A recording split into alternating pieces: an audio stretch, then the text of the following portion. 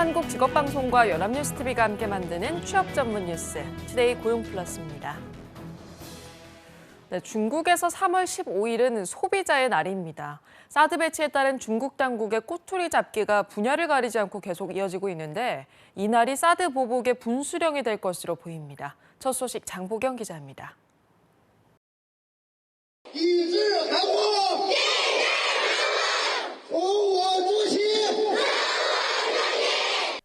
중국 정부의 비상식적 규제와 중국 소비자들의 거친 항의, 협박에 우리 기업들이 곤욕을 치르고 있습니다. 롯데에 집중되던 중국의 공격 전선도 LG생활건강 등 다른 한국 기업들로까지 넓어지는 양상입니다.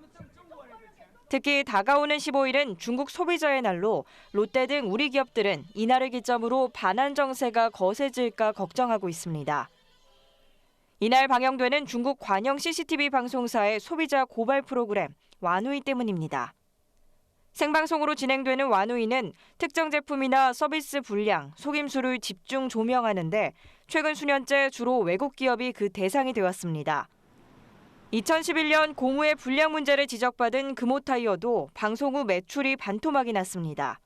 아직까지 완우이에서 한국 기업이 언급될지 여부는 확인되지 않았습니다. 하지만 우리 기업들은 중국 당국이 어떤 트집을 잡아 보복을 할지 알 수 없는 터라 좌불안석입니다. 한국인이나 한국 기업이 운영하는 매장의 문제 사항을 제대로 지적하지 않고 벌금을 부과하거나 영업정지 조처를 내리는 막무가내 사례도 늘고 있는 것으로 알려졌습니다. 업계에선 중국에서 벌어지는 보복 행위가 점차 포괄적 형태로 전개되고 있는 만큼 정부의 외교적 대응이 필요하다는 지적이 나오고 있습니다.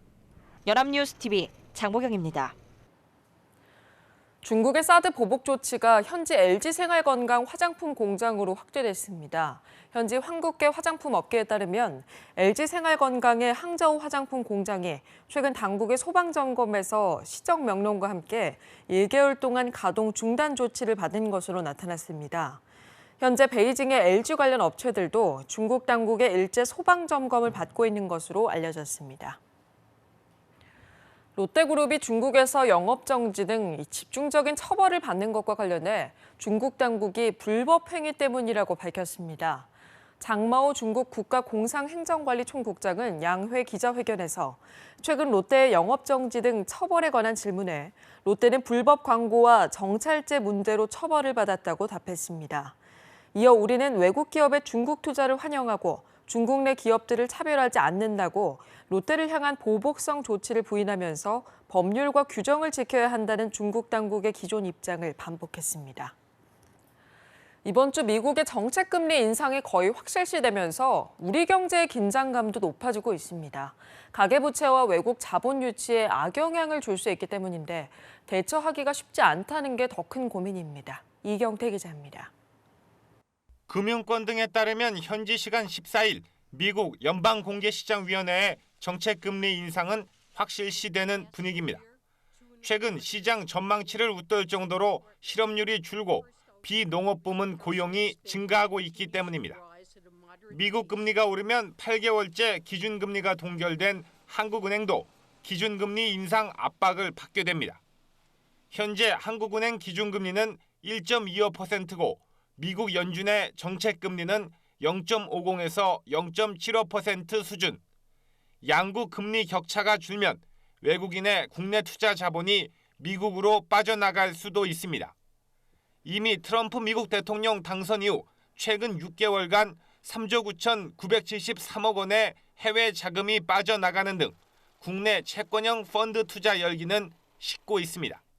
그렇다고 하느니 미국을 따라 금리를 선뜻 인상하기엔 더 큰 부담이 있습니다. 1,344조 원에 달하는 가계부채의 뇌관이 될 수 있기 때문입니다.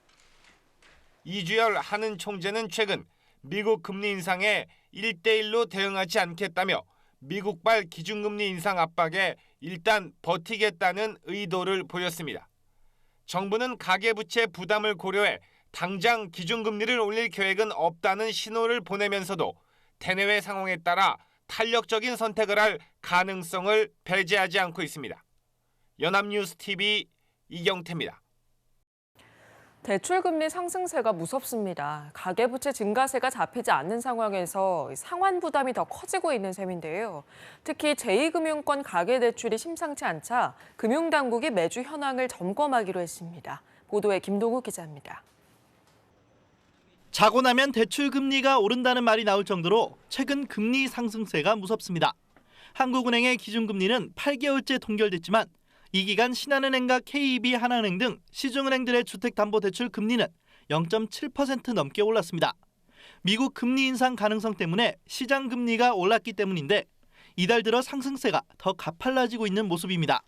한 0.04% 정도 전주 대비해서는 올랐네요. 현재 이번 주 기준으로 참고해 주시고 실질적으로 고객님 신청해서 서류되는 날짜 기준금리 반영해서 금리는 확정이 되니까 참고 부탁드리겠습니다. 시중은행의 대출 금리가 급등하면서 가계부채의 부실 우려가 더 커지고 있습니다. 지난 1월 잠시 주춤했던 은행 가계대출이 2월 다시 3조 원 가까이 급증한 것으로 집계됐습니다. 대출해주는 은행을 찾지 못해 고금리 이금융권에 내몰리는 사람들이 지난해보다 17% 증가하는 등 풍선 효과도 나타나고 있습니다. 가계대출이 심상치 않자 금융당국도 점검을 강화하기로 했습니다. 금융감독원은 한 달에 한 번 점검하던 제2금융권도 매주 현황을 점검하기로 했고 대출 증가 폭이 가파른 기관은 현장 점검에도 나서기로 했습니다. 금감원은 매달 은행 비은행권을 아우르는 가계부채 속보치를 발표하는 방안도 추진하고 좀 더 빠른 정책 대응에 나선다는 계획입니다. 연합뉴스TV 김동욱입니다. 중소기업 100개 중 17개는 최근 3년 동안 6개월 이상 이자를 내는데 어려움을 겪은 것으로 나타났습니다. 산업연구원은 중소기업 정책 활용도에 비해 실효성 낮아라는 제목의 보고서에서 최근 3년 동안 영업이익보다 이자 비용이 더 많은 기간이 6개월 이상인 한 개 중소기업은 전체의 17.0%에 달한다고 밝혔습니다. 전체 중소기업의 적어도 17%가 경영활동에 심각한 어려움을 겪고 있다는 의미입니다. 지난주 이재용 삼성전자 부회장에 대한 재판이 시작됐습니다. 삼성은 헌법재판소의 탄핵 인용이 이 부회장의 재판에 어떤 영향을 미칠지 여론의 향배에 촉각을 곤두세우고 있습니다. 또 미래전략실 해체 이후 삼성이 빠르게 안정을 찾아가는 모습도 눈에 띕니다. 남현호 기자가 보도합니다. 지난 9일 이재용 부회장에 대한 첫 재판에서 이 부회장 측은 예상대로 관련 혐의를 전면 부인했습니다. 그리고 다음 날인 10일 헌법재판소는 박근혜 전 대통령의 탄핵을 인용했습니다. 삼성과 재계는 헌재가 파면을 선고하며 기업의 재산권을 침해했다고 판단한 부분에 주목하고 있습니다. 그동안 금전 지급이나 출연은 강압에 의한 것이었다는 삼성 측 주장과 일맥상통합니다. 이 부회장의 무죄 입증에 사활을 걸고 있는 삼성은 헌재의 결정문이 재판에 어떤 영향을 줄지 예의주시하고 있습니다. 이 부회장의 변호인단이 헌재의 판단을 뇌물 무죄 주장의 근거로 삼지 않겠느냐는 관측도 나옵니다. 미르K 스포츠재단에 기금을 출연한 기업만 50여 곳. 자연스레 재계에서도 기업 피해자론이 다시 힘을 얻는 것 아니냐는 얘기가 흘러나오고 있습니다. 이런 가운데 미래전략실을 해체하고 계열사 중심 경영체제로 들어간 삼성은 빠르게 안정을 찾아가는 모습입니다. 오는 15일부터 마지막 그룹 공채를 위한 원서 접수에 들어가고 갤럭시 S8 출시 준비가 한창입니다. 특히 오는 24일엔 삼성전자, 삼성생명, 삼성물산 등 미전실 해체 이후 삼성을 이끌고 있는 세계 계열사 주총이 열리는데 최고 경영진은 당분간 현 체제 그대로 유지될 것으로 알려졌습니다. 연합뉴스TV 남현호입니다. 해외 투자은행들은 박근혜 전 대통령에 대한 헌법재판소의 탄핵 결정이 한국 경제에 긍정적으로 작용할 것으로 분석했습니다. 국제금융센터의 탄핵 심판 선고 관련 시장 평가 및 외신 동향에 따르면 해외 투자 은행들은 한국 경제의 불확실성이 탄핵으로 완화됐다며 소비 심리 개선, 차기 정부의 경기 부양 정책 등의 기대를 나타냈습니다. JP모건과 바클레이스는 한국에서 신정부가 출범하면 올해 하반기에 추경이 예상된다며 경제 성장의 긍정적 효과로 볼 수 있다고 밝혔습니다. 무디스는 이번 탄핵으로 정치적 불확실성을 야기했던 중대한 요소가 제거됐다고 평가했습니다. 농업이 생산과 가공, 서비스업을 포괄하는 6차 산업으로 확대되면서 높은 부가가치를 창출하고 있습니다. 농촌진흥청 조사 결과 소득과 일자리, 농산물 소비 효과가 뚜렷한 것으로 나타났습니다. 강창구 기자입니다. 지역농협이 운영하는 한떡 제조 공장입니다. 시간이 지나도 굳지 않는 떡 제조 기술을 이전받아 다양한 떡을 생산하고 있습니다.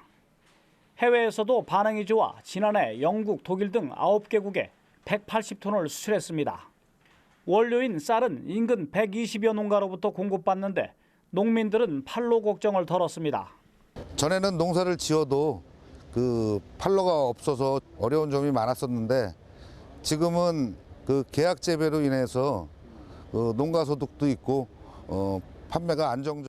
각종 버섯으로 돈가스나 파스타 등 다양한 요리를 만들어 판매하는 전문점입니다.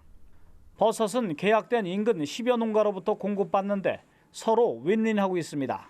경기 침체와 그다음에 수출 부진으로 인해서 생산된 버섯이 많이 소비가 되고 있지 않습니다. 이런 현실 속에서 버섯 소비가 많이 확대될 수 있는. 농진청이 전국의 6차 산업 참여 농가를 대상으로 조사한 결과 소득과 일자리가 증가하는 등 높은 부가가치를 창출하는 것으로 확인됐습니다.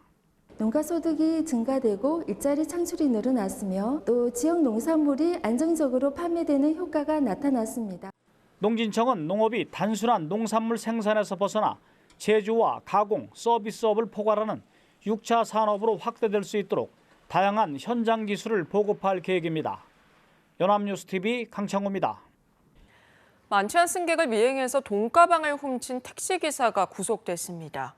그런데 이 택시기사는 과거 특수강도 강간 등을 저지른 강력범죄 전과자였습니다.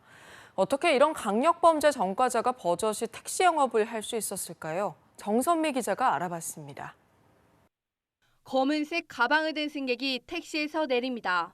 술에 취해 비틀거리며 길을 걷는 승객을 택시가 계속 따라가고 심지어 택시에서 내려 걸어서 미행까지 합니다. 사무실까지 따라간 택시기사는 승객이 화장실에 간 사이 재빨리 가방을 훔쳤습니다. 중부경찰서는 현금이 많다고 말한 승객을 미행해 1,000여만 원이 든 가방을 훔친 택시기사 53살 이모 씨를 구속했습니다. 그런데 이 씨는 과거 특수강도 강간 등으로 10여 차례 경찰에 입건된 강력범죄 전과자로 나타났습니다. 전과자인 이 씨가 택시 운전을 할 수 있었던 것은 제도적 허점 때문입니다. 현행법상 살인, 강도, 성폭행 등 강력범죄를 저지르고 금고 이상 실형을 받아 복역하면 20년간 택시 면허를 딸 수 없습니다. 하지만 이 씨처럼 범죄를 저지르기 전에 이미 택시 면허를 취득한 경우 취소되지 않습니다. 따라서 이 씨는 강력범죄를 저지르고도 별다른 제약 없이 택시 운전을 할 수 있었던 것입니다. 경찰은 강력범의 신규 택시 면허 금지뿐만 아니라 기존 면허도 취소하도록 법을 개정해야 한다고 지적했습니다. 연합뉴스TV 정섬입니다. 우리나라의 위암 발병률은 세계에서 가장 높습니다. 그만큼 한국인의 건강을 위협하는 대표적인 암인데요. 오는 17일 암 예방의 날을 맞아 각 분야 암 전문가들이 한국인의 먹는 습관을 고려한 국민 위암 예방 수칙을 제정했습니다. 어떤 내용인지 김지수 기자가 전해드립니다. 맵고 짠 음식 그리고 잦은 음주 탓에 한국인이 특히 취약한 위암. 이 위암은 우리나라 전체 암 중 발병률 2위입니다. 또 나라별로 비교해보면 발병률이 세계에서 가장 높습니다.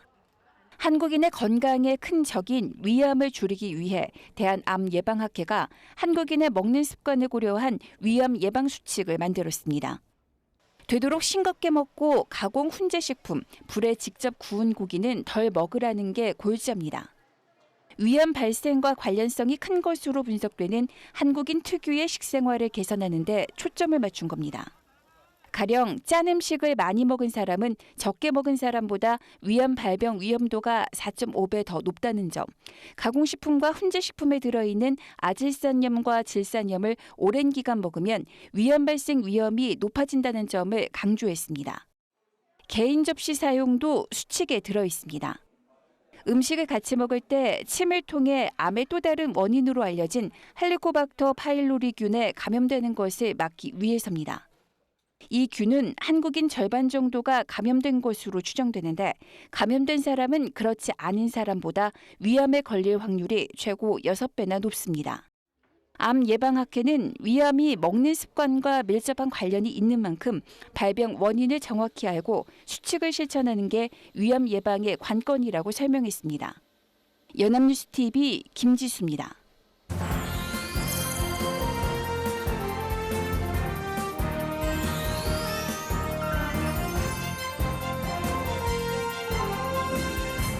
사회적인 이슈를 데이터로 알아보는 데이터 뉴스 시간입니다. 고분학 캐스터와 함께합니다. 안녕하세요. 안녕하세요. 데이터 뉴스 시간입니다.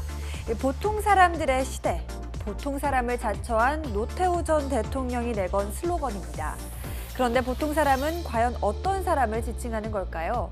오늘 데이터 뉴스 시간에는 경제 지표를 토대로 대한민국 보통 사람에 대해서 알아보겠습니다. 네, 얼마 전에 부자 보고서를 소개해 주셨을 때 부자의 기준은 금융자산이 10억 이상인 개인이라고 했는데요. 그럼 보통 사람의 기준은 뭔가요? 네, 신한은행이 2017 보통사람 금융생활 보고서를 통해 우리 사회의 평균적인 경제 수준을 발표했는데요. 먼저 개인 단위로 월 평균 소득이 얼마나 되면 보통 사람일까요?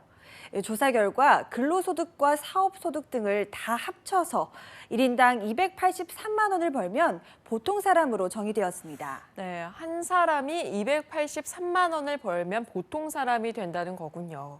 그런데 아무래도 성별이나 가구별로도 또 차이가 있을 것 같은데요.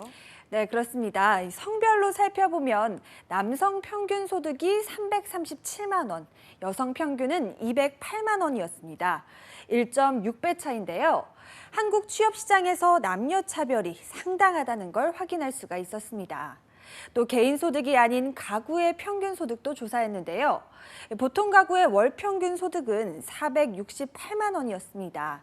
여기에는 본인과 배우자의 근로소득, 사업소득과 금융, 부동산, 기타 소득이 포함되어 있습니다. 네, 한 가구의 총 소득이 월 468만 원은 돼야 보통 사람인 거네요. 그럼 이런 보통 사람들의 씀씀이는 어땠나요? 네, 보통 사람들의 지출 현황을 알아보겠습니다. 이들은 평균 소득의 52.3%인 245만 원을 소비 생활에 썼고요. 111만 원을 저축이나 투자에, 56만 원은 부채 상환에 썼습니다. 이어 자금도 부채 상환에 쓰는 돈과 똑같이 56만 원이었습니다. 네, 최근에 소비는 줄이고 저축은 늘리는 경향이 강해지고 있다고는 하지만 절반 이상은 지출에 쓰이고 있군요. 아무래도 연령과 결혼 여부에 따라서 지출 항목도 다를 것 같은데요. 네, 그렇습니다. 연령과 결혼 여부, 자녀 유무별로 나누어 분석을 했는데요.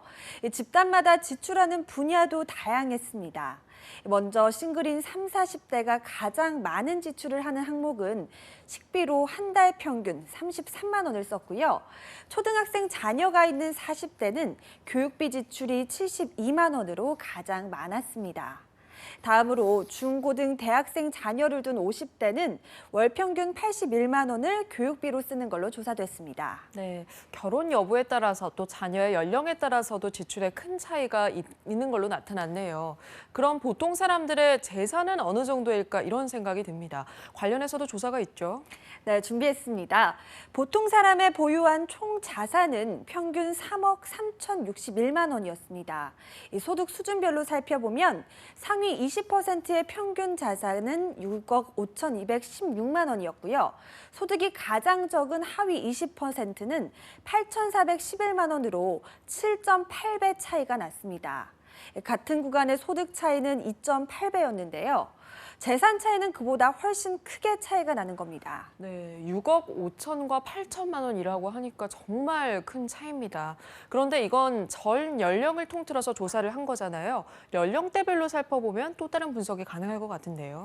네, 연령대별로도 조사를 해봤는데요. 특이하게도 20대에서 30대가 되면서 자산이 크게 늘어났습니다. 20대 평균 보유 자산은 9,166만 원인 반면 30대 평균은 2억 5,951만 원으로 2.8배가 증가했습니다. 네, 정말 특이하네요. 30대에 갑자기 소득이 늘어난 것도 아닌데 왜 자산 규모가 3배 가까이 늘어난 거죠? 네, 그 이유는 30대에 부동산을 보유하게 되면서 자산 규모도 크게 상승한다는 분석이었습니다. 그런데 이때 부동산 보유를 위해 빚을 지는 경우가 많은데요. 빚도 자산에 포함이 됩니다. 그래서 10가구 중 7가구가 이 부채를 보유하고 있고 한 가구당 평균 부채 금액은 3,682만 원이었습니다. 그래서 총 자산에서 부동산이 차지하는 비중은 74%로 압도적이었습니다. 네, 이렇게 보통 사람 보고서를 보니까요. 우리 사회의 보통 사람들을 짓누르는 부동산 빚, 교육에 대한 부담이 어느 정도인지 느낄 수가 있었습니다. 과거 한 대통령이 위대한 보통 사람의 시대를 외쳤었죠.